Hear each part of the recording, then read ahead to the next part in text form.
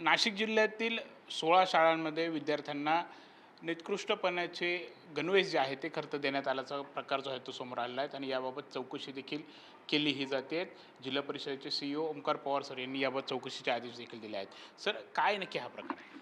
आपण जो शाळेत गणवेश दिला जातो प्राथमिक शाळेतील विद्यार्थ्यांना, तर शासन निर्णयानुसार त्याची जबाबदारी आपण शाळेच्या अकाउंटवर डायरेक्ट पैसे ट्रान्सफर करतो आणि त्याची जबाबदारी शाळा व्यवस्थापन समिती व मुख्याध्यापकांची असते.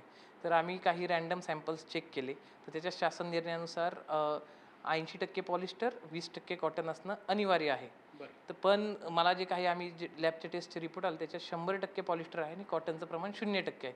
तर अशा शाळांना आम्ही आता अच्छा इकडे बघू. अशा शाळांना आम्ही आता कारणे दाखवा नोटीस केलेली आहे आणि त्यांचा रिप्लाय आल्यानंतर आम्ही त्यांच्यावर कायदेशीर कारवाई करू. बरं. सर, पण असं का केलं, असं म्हणजे संशय काय आहे? आता मला त्याचंच बघायचं आहे की ग्राउंड लेवलला ज्या शाळा लेवलला हा प्रकार का झाला असू शकतो किंवा काही ठिकाणी व्हेंडरचे काही इश्यू असू शकतात का किंवा काही अनियमितता किंवा अफार याच्यात असू शकतं का याची मी आता चौकशी करतो. बरं. म्हणजे सर, शासन निर्णय नक्की काय सांगते किंवा असे जे काही समजा ज्यांनी 100% वापरला असेल, त्या मुलांना काय नक्की त्रास होऊ शकतो, जे काही इजा पोहोचू शकते वगैरे असं काही? इजा पोचू शकत नाही, पण त्याची जी क्वालिटी आहे आणि ड्युरेबिलिटी ती कमी होते. म्हणजे जर 1 वर्ष टिकणार असेल तर तो 8च महिने टिकेल. तर त्याच्यामुळे शासन निर्णयात असलेलं आहे की 70-30 किंवा 80-20 फार फार तर 80% पॉलिस्टर तर 20% कॉटन तर हवंच आहे, असा त्याचा अर्थ होतो.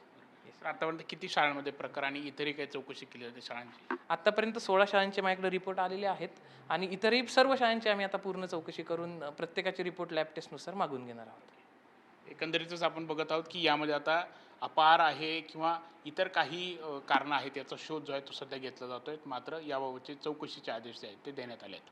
कॅमेरामॅन विकी पवारसह प्रांजल कुलकर्णी, NDTV मराठी, नाशिक.